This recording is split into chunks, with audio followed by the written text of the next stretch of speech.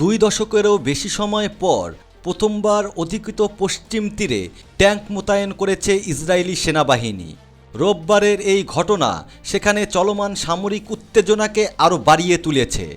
এদিন এক বিবৃতিতে ইসরায়েলের প্রতিরক্ষা বাহিনী আইডিএফ জানিয়েছে, ইসরায়েলি নাহান ইনফ্যান্ট্রি ব্রিগেড এবং দুফদেভান কমান্ডো ইউনিটের সেনারা উত্তর পশ্চিম তীরের জেনিন সংলগ্ন কয়েকটি গ্রামে অভিযান শুরু করেছে।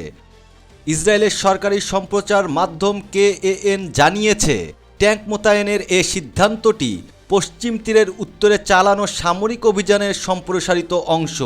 ইসরায়েলের এ পদক্ষেপটি 2002 সালের পর প্রথমবারের মতো সংঘটিত হলো।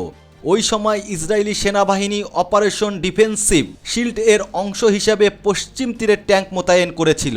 ইসরায়েলি বাহিনী গত মাস থেকে উত্তর পশ্চিম তীরে ধারাবাহিকভাবে সামরিক অভিযান চালাচ্ছে, যে অভিযানে এখন পর্যন্ত অন্তত 60 জন নিহত এবং হাজার হাজার মানুষ বাস্তুচ্যুত হয়েছেন।